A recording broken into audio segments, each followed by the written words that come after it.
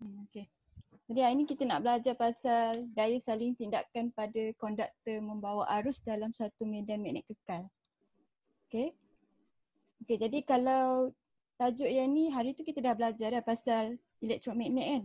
Jadi sekarang ni kita nak tengok macam mana kalau kita punya elektromagnet tu sekarang kita masukkan dia, maknanya kita bagi dia interact dengan satu medan magnet kekal. Jadi sekarang ni ada dua benda, dua medan magnet yang akan saling interact. Nah? Jadi yang ni kamu punya medan magnet kekal. Jadi untuk dapat medan magnet kekal ni, kalau kata kamu tengok yang ni, dia punya field dia lurus macam ni kan, daripada north to south. Maknanya kita pakai dua magnet bar. Kita ada magnet bar special untuk kes yang ni, kita panggil dia magnet magnador. Nah? Jadi yang ni gambar magnet magnador ada kat lab yang warna hitam tu. Kamu nampak dia lepel-lepel, dia buat daripada seramik. Jadi magnet magnador ni special sebab dia punya kutub utara pada satu muka dia. Kutub selatan dia kat muka dia yang satu lagi. Faham tak? Jadi kalau magnet biasa north dengan south tu pada permukaan yang sama kan. Tapi magnet ni special lagi sebab dia punya utara, kata yang bahagian yang menghadap kamu ni, yang ni mungkin utara. Jadi line, dia punya field line akan keluar daripada utara macam ni.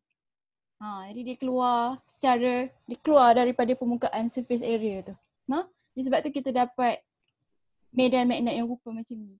Jadi untuk kita dapat north-south yang berdepan macam ni, kita akan letak di dalam satu casing yang kita panggil sebagai dening besi berbentuk U, ataupun kadang-kadang dipanggil dening besi berbentuk C, ikut macam mana kamu tengok kan. Kita bubuh satu utara, kalau sini dia label kan.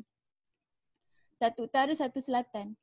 Macam ni. Dia nanti medan dia akan keluar lurus macam ni. Jadi kita akan bubuh kita punya konduktor berarus tu betul-betul kat tengah-tengah ni. Sini.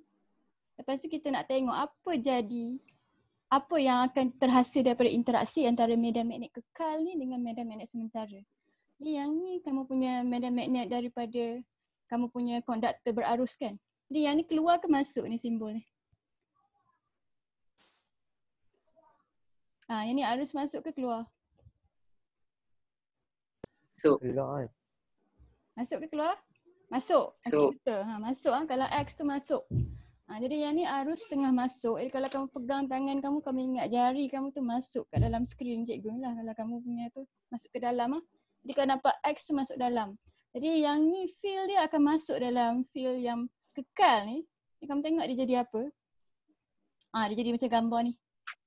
Jadi yang ni kita panggil dia sebagai medan lastik. Medan lastik. Jadi medan lastik ni medan interaksi antara satu medan magnet kekal dengan medan magnet sementara. Jadi kan kamu punya kamu punya wire tu dia ada field dia. Kalau yang ni clockwise kan anti-clockwise ni. Clockwise. Yang ni clockwise kan. Jadi sama juga kamu punya magnet kekal ni dia pergi daripada utara ke selatan.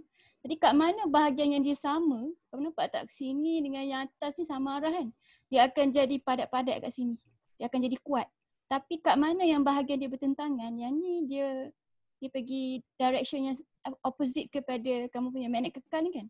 Kat sini medan dia akan jadi renggang-renggang. Jadi kat sini lemah. Jadi bila kawasan kat atas ni kuat, kat bawah ni lemah, dia akan hasilkan satu daya. Boleh? Jadi dia akan menyebabkan daya tu bergerak dalam arah mana kamu rasa? Dia akan gerak. Dia akan gerak ke bawah. Jadi kalau kata exam mungkin dia akan suruh kamu label daya ni. Kamu conteng lah, kamu conteng arrow, lepas tu kamu tulis F. Yang ni explanation cikgu tulis. Dia kata dia suruh huraikan macam mana terhasilnya medan lastik kan. Jadi yang ni isi-isi yang kamu perlu sebut lah. Jadi kalau kita ada dua medan, saling tindakan, sebab tu nama tajuk dia daya saling tindakan sebab saling tindakan antara dua medan tu. Saling tindakan antara medan magnet sementara dan magnet kekal tu menghasilkan satu medan lastik. Ini nama dia kamu kena ingat. Dalam bahasa Inggeris catapult field. Sekejap lagi cikgu tunjuk kamu kenapa kita panggil dia catapult. Okay. Dia di bahagian atas konduktor kedua-dua medan sama arah menghasilkan medan magnet yang kuat kan yang kat atas ni. Lepas tu di bahagian bawah konduktor kedua-dua medan dalam arah yang bertentangan menghasilkan medan magnet yang lemah. Jadi disebabkan ada perbezaan antara kekuatan medan atas dengan bawah tu jadi tak seimbang. Dia akan menyebabkan konduktor kamu ni bergerak ke bawah. Jadi kalau kata kamu buat pemerhatian, kamu akan nampak wire kamu ni move downwards. Jadi cikgu tunjuk kamu simulasi satu. Mana? Ni. Jadi yang ni kamu punya magnet bar dengan dia punya medan tu daripada utara ke selatan. Yang ni kamu punya konduktor berarus. Yang ni masuk ke keluar? Keluar. Keluar. Jadi kalau kita push masuk, kamu nampak tak dia kacau medan kamu yang medan magnet kekal tu. Jadi yang ni dia dapat medan magnet elastik lah. Jadi kalau cikgu lepaskan cikgu punya mouse ni, yang ni direction yang dia akan pergi. Jadi bila ada interaksi antara medan magnet kekal dengan sementara, kita dapat satu daya. Okey, sebenarnya daya tu nama dia Lorentz force, tapi dalam kamu punya tahap kamu tak payah faham pasal Lorentz tu lagi. Kamu panggil dia daya je. Jadi yang ni maknanya daya tu akan bertindak ke arah kanan lah. Nampak? Jadi kalau kita ubah kita punya magnet field ni, yang magnet kekal ni, apa jadi? Tukar sana. Jadi dia akan tukar arah gerakan dia. Jadi tadi dia gerak ke kanan kan? Jadi kamu akan expect yang ni dia akan gerak ke kiri. Gitu. Jadi kalau cikgu tak sentuh dia gerak juga tau. Jadi dia akan gerak yang ni, dia akan gerak di sini ke sini. Jadi yang ni kamu nak kena belajar lukis lah. Yang ni kita panggil bagi medan elastik ni sebab rupa dia macam kamu tarik, kamu regang satu getah. Boleh tak? Sebab tu dipanggil elastik tu. Jadi dia akan menghasilkan satu daya yang menyebabkan kamu punya konduktor berarus tu bergerak. Okay, semua dah join dah? Okay, mari kita sambung. Mana cikgu slide ni? Alright, yang ni lah. Jadi kita nak belajar lukis kita punya daya medan elastik ni dulu. Okay. Mari kamu try. Lukiskan medan elastik dan tentukan arah daya tolakan yang dihasilkan dalam rajah di bawah. Jadi kamu lukis medan elastik ni, daripada medan elastik tu kita boleh nampak kan daya tu bertindak arah mana kan. Okay, jadi kalau kamu lukis, kamu ingat kamu lukis dulu circle yang kat dalam ni macam mana dia punya medan dia. Yang ni dia keluar kan. Jadi dia pergi clockwise ke anti clockwise? Anti-clockwise. Dia pergi anti clockwise. Jadi bila kamu lukis tu, kamu lukis bulatan anti clockwise, yang ni ke atas kan? Ini ke bawah kan? Betul? Okay. Okay, jadi yang ni nampak tak? Yang ni north to south. Kalau medan magnet kekal ni dia akan gerak daripada utara ke selatan. Jadi dia akan sama kat bahagian bawah ke bahagian atas kamu punya dawai ni? Bawah. Bawah kan? Jadi kamu akan lukis dia rapat-rapat kat bahagian bawah ni. Sini. Lukis sikit pun cukup. Okay, yang kat atas ni dia bertentangan arah kan? Jadi bila bertentangan arah kamu lukis dia jauh sikit gini. Arah dia sama, jadi jangan lukis terbalik pula daripada selatan ke utara pula sebab yang ni medan magnet kekal kan. Jadi bila yang ni bawah satu lagi lah. Jadi yang ni rapat macam ni. Okay. Jadi bila yang ni banyak line, yang ni sikit line, maknanya sini kuat, sini lemah. Jadi kamu punya daya tu bertindak arah mana? Atas. Ke atas. Jadi kamu label daya tu akan gerak ke atas. Alright, jadi untuk gambar ni kamu buat, nanti kamu boleh compare dengan cikgu punya. Macam mana rupa dia. Jadi ingatlah yang ni konduktor berarus kamu. Yang ni medan magnet kekal. Medan magnet kekal sentiasa dia punya medan ni daripada utara ke selatan. Jadi kalau kamu punya konduktor berarus kena pakai genggaman tangan kanan kamu. Kalau sekarang ni konduktor berarus tu dia punya arus masuk dalam. Jadi dia akan pergi clockwise. Jadi kalau exam ni kalau kamu lukis, kamu kena pastikan kamu label arah dia betul-betul lah.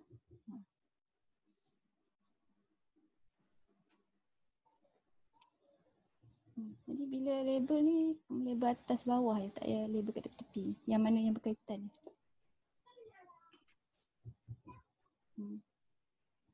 Test dengan tangan kamu, kalau kamu tak sure. Jadi yang ni utara, yang ni selatan. Jadi sekarang ni medan dia akan bergerak daripada kanan ke kiri. Jadi yang ni pun sama kan, dia akan hasilkan daya ke atas juga, betul tak? Betul. Jadi kalau yang ni kamu lukis dia rapat-rapat. Jadi bila dia sama dia rapat-rapat. Okay. Jadi kat atas ni dia jauh. Dia akan menjauhi bila dia berbeza. Alright. Jadi bila kamu dah lukis macam tu, kamu labelkan arah dia daya dia bertindak arah mana. Okay. Macam tu lah. Faham tak? Jadi kalau kamu nak tengok gambar dia yang sebenar, yang ni yang lukisan daripada buku. Dia padat. Tapi ada macam-macam versi. Kalau kat exam kamu tak payah lukis banyak macam ni lah. Cukup 2-3 line yang rapat kat atas dengan line yang kat bawah yang jauh-jauh sikit.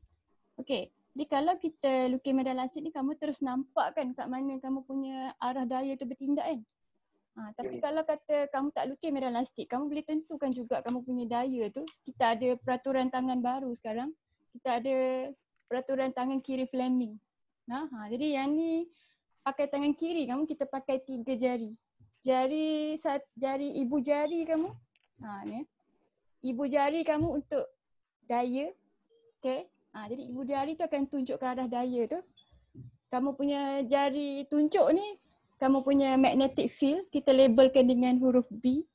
Okay. Lepas tu kamu punya jari hantu ni, kamu punya arah arus. Okay. Jadi 3 jari yang 90 darjah antara satu sama lain. Sebab bila dia 90 darjah, kita dapat daya yang paling kuat. Faham?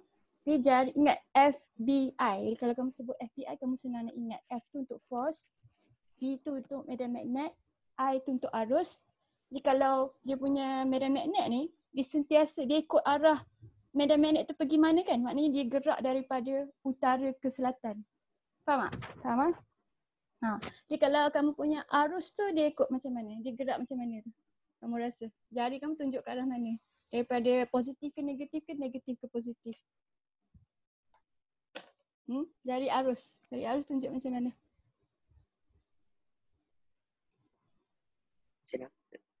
Jari arus ni. Ini. Jari kamu yang jari hantu ni. Jari arus tu tunjuk daripada positif ke negatif. Dia ikut macam biasalah arah. Kan arus ada dia punya direction kan. Semua ni vektor kan. Jadi arus tu pergi daripada positif ke negatif. Jadi kat mana jari kamu tunjuk tu, yang tu positif ke negatif maksudnya. Faham? Jari kamu tengah menunjuk arah medan-medan masing-masing. Okay? Jadi jari tunjuk kamu tu medan magnet kamu, dia tunjuk daripada utara ke selatan. Okay? Jadi kamu akan rotatekan tangan kamu ni supaya kamu last kali dapat F kamu. Boleh? Boleh dapat F tu. Jadi kata gambar tadi, cuba kamu guna kamu punya tangan kiri Fleming. Kamu tangan kiri ya. Jadi tangan kiri Fleming. Sekarang ni kamu laraskan kamu punya B dulu. Jadi yang ni kita nak cari F lah tangan ni. Jadi B kamu tunjuk daripada utara ke selatan. Okay. Jadi direction dia utara ke selatan. Lepas tu sekarang ni arus kamu keluar kan. Yang ni keluar kan. Jadi kamu nampak tak ibu jari kamu? Ibu jari kamu tunjuk arah ke atas kan. Jadi maksudnya daya tu ke atas. Dapat tak? Dapat. Dapat. Okay, jadi gambar kedua tu sekarang ni kamu laraskan kamu punya jari B. Kamu kena pusing tangan kamu. Jadi B tu tunjuk daripada utara ke selatan. Lepas tu automatik arus tu masuk kan? Betul? Jadi arus tu masuk. Jadi kamu dapat F kamu ke atas. Alright. Jadi yang ni peraturan tangan kiri Fleming, kamu ingat FBI. F untuk daya, B untuk medan magnet, I untuk arus. Okay. Jadi kamu test dua gambar ni. Tentukan arah daya yang bertindak. Jadi yang lurus tu konduktor lurus je. Lepas tu dia punya medan magnet ni bergerak daripada utara ke selatan. Okey, gambar yang ni, daya dia bergerak arah mana? Laraskan B. Atas. Ditunjuk arah mana? Atas. Atas. Okey, pandai betul. Okey, gambar yang kedua ni ditunjuk arah mana? Okey, yang ni kamu punya B tu macam ni Lepas tu kamu kena rotate dengan kamu yang ni. Lihat sikit. Sebab arus kamu tu masuk dalam kan? Boleh tak? Jadi kamu pusing tangan kamu dapat kamu punya daya bertindak ke bawah. Jadi kamu punya wire ni akan bergerak ke bawah. Kalau observation yang ni wire dia naik atas. Ini wire dia akan tertolak ke bawah. Alright? Jadi kalau siapa tak faham tu dia berlatih lagi. Okay. Jadi kita nak tengok faktor-faktor yang pengaruhi kekuatan daya saling tindakan ni. Jadi kita ada daya yang terhasil daripada medan magnet dengan medan sementara kan. Jadi mesti ada faktor-faktor pengaruh dia. Cuba bagi kat cikgu, apa faktor yang kamu rasa pengaruh dia?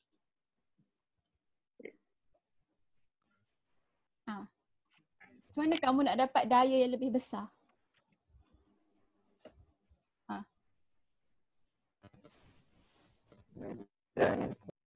Siapa boleh bagi? Cepat. Ada 3.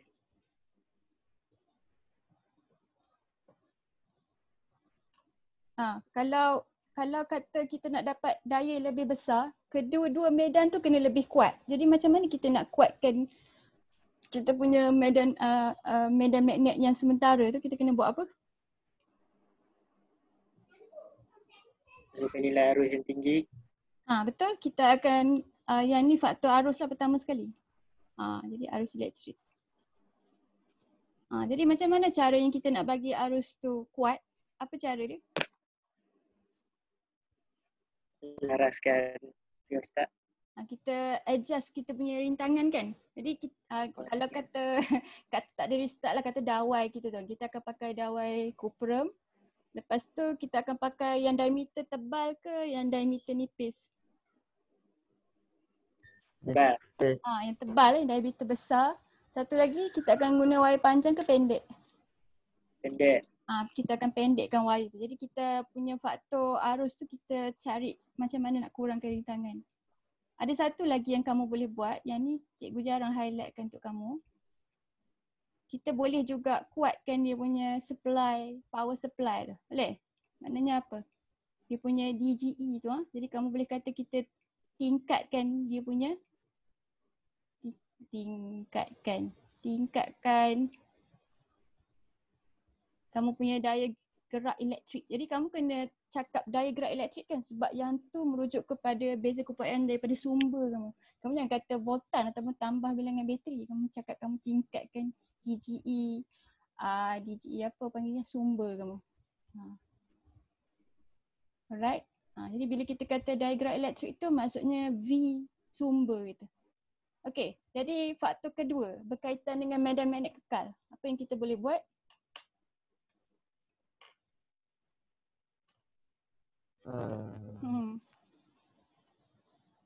Senang je. Ini faktor kan. Kalau yang ni arus elektrik, kalau medan magnet kekal tu kita nak tulis macam mana kat sini? Kalau dia minta faktor.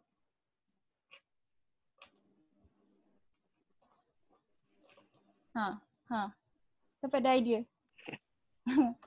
Kekuatan medan magnet kekal. Boleh kekuatan magnet kamu. Kekuatan magnet kekal. Gitu je. Kekuatan magnet kekal. Jadi macam mana kita nak kuatkan magnet kita buat apa? Macam mana nak kuatkan magnet kita buat apa? Siapa? Ada orang lain dia tak clear ke? Macam mana nak kuatkan medan magnet kekal, bagi cikgu berapa cadangan yang ni? Macam mana? First kali yang paling obvious sekali kamu pakai magnet yang lebih kuat lah. Betul tak magnet ni ada berbeza kekuatan dia? Kamu pernah dengar tak magnet yang nama ni neodymium? Betul? Magnet tu yang magnet yang paling kuat dalam dunia tu. Tu tak bisa dengar. Jadi pakai magnet yang lebih kuat. Ada je magnet yang lebih kuat.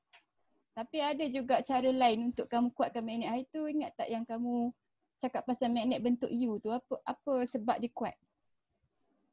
Bentuk dekatan.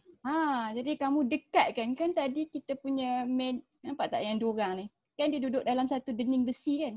Jadi kita rapatkan dua orang ni, kita akan dapat medan yang lebih kuat. Jadi first kalau kita nak kuatkan magnet, kita pakai magnet lebih kuat. Ini obvious. Jadi nombor 2, macam mana kita nak kuatkan medan magnet? Kita rapatkan dia punya kutub utara dengan selatan. Boleh? Kurangkan jarak antara magnet-magnador kamu tu. Kurangkan jarak antara magnet. Kutub magnet. Jadi lagi rapat dia, lagi kuat medan. Okey, satu lagi yang obvious juga, magnet magnanur kita boleh stack kan. Boleh? Jadi kalau kata kita nak kuatkan magnet tu, kita tambah bilangan magnet bar tu. Di dalam gambar ni kita pakai satu kan. Jadi kamu boleh stackkan dia sebab north south dia depan north south kan. Jadi kamu boleh gabungkan 2-3 magnet, kamu tambahkan bilangan magnet yang kamu guna. Dan tu cara untuk kita kuatkan kita punya tambahkan bilangan magnet. Ada magnet kekal. Maksud dia lekat-lekat je lah bila dia rapat. Lekat-lekat banyak magnet. Magnet kan boleh melekat antara satu sama lain kan. Jadi tambah bilangan. Dia kata kamu nak buat eksperimen berkaitan dengan daya saling tidakkan ni, faktor kekuatan magnet. Jadi kamu kata kamu ulang eksperimen dengan bilangan magnet yang kamu tambah. Faham? Tambah bilangan magnet. Yang tu paling senang sekali. Tulisan tak nak keluar ni. Okey, jadi satu lagi ni berdasarkan tangan kiri Fleming kamu. Kamu nampak kan kamu punya B dengan I tu macam mana sudut dia yang optimal? B dengan I macam mana sudut dia? 90. Kena 90 darjah. Jadi bila dia 90 darjah, daya yang dihasilkan tu paling kuat.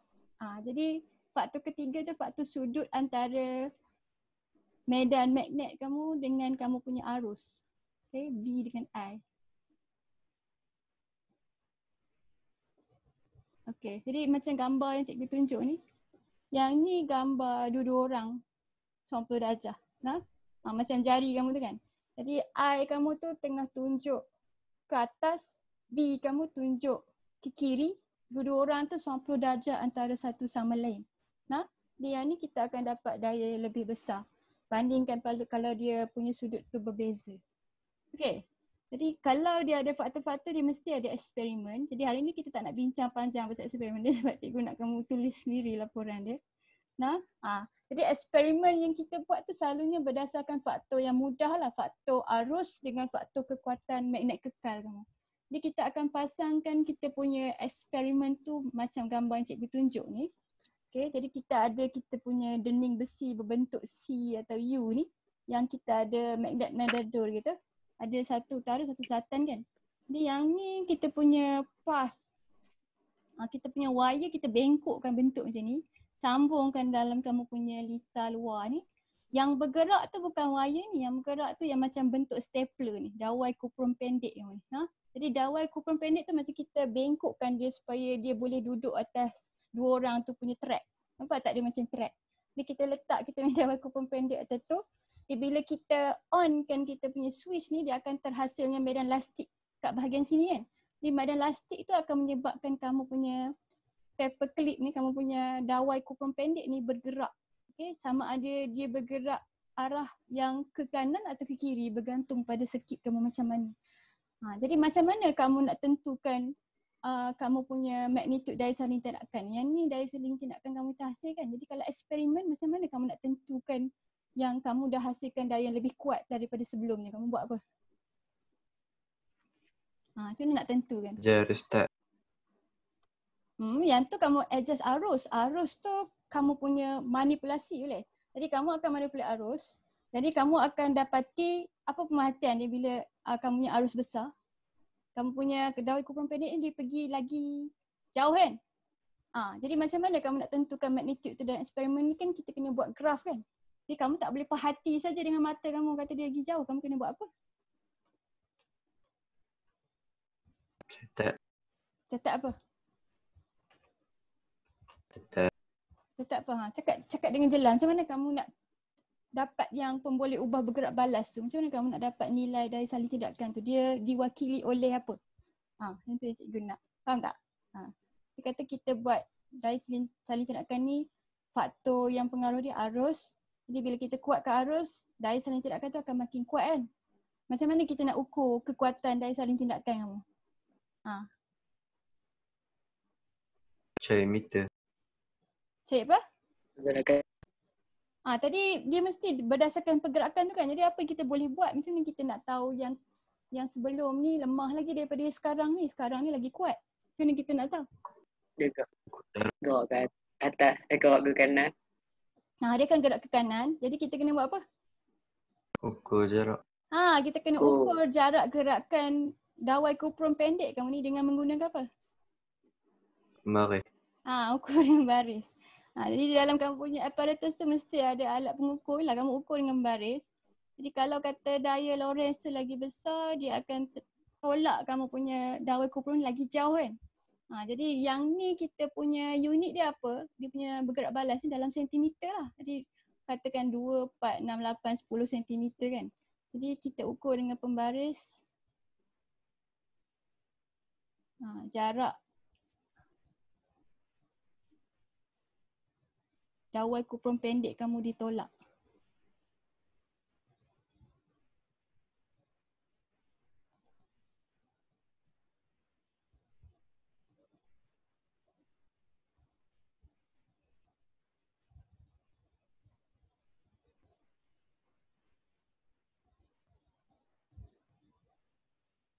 Okey, jadi kalau untuk eksperimen yang melibatkan arus, kamu punya manipulasi arus, kamu boleh kontrol arus tu dengan rheostat ni kan. Jadi kamu punya nilai arus kamu set lah berapa 0.1, 0.2, 0.3, 0.4, 0.5 macam tu. Lepas tu kamu catatkan, kamu ukur dengan pembaris meter gerakan jarak gerakan kamu punya dawai kupron pendek tu yang bergerak palas. Kamu akan ulang eksperimen tu 5 kali, last kali kamu akan plot graf. Jadi kalau kata kalau kita nak uji kekuatan magnet bar pula, kita akan first start dengan magnet 1 kan? 1. Lepas tu untuk second law, kita lekat lagi, kita buat 2, kita repeat eksperimen tu dengan 2, dengan 3, dengan 4 sampai kita cukup 5 parameter kan. Lepas tu kita akan tengok apa jadi kat F dia. Jadi kamu try tulis dia punya report lah, sebab elektromagnet ni dia banyak juga dia punya report. Dia ada 3 subtopik yang selalu keluar dia punya dalam exam. Okay. Boleh? Boleh? Alright. Jadi kita nak buat aktiviti pakai kita punya tangan kanan lagi. Tangan kiri lagi. Jadi kamu tengok gambar ni. Yang ni semua gambar daripada eksperimen tu. Jadi kita nak tentukan arah arus yang mengalir dalam rod kupron pendek. Jadi rod kupron pendek tu dia duduk atas kamu punya dawai yang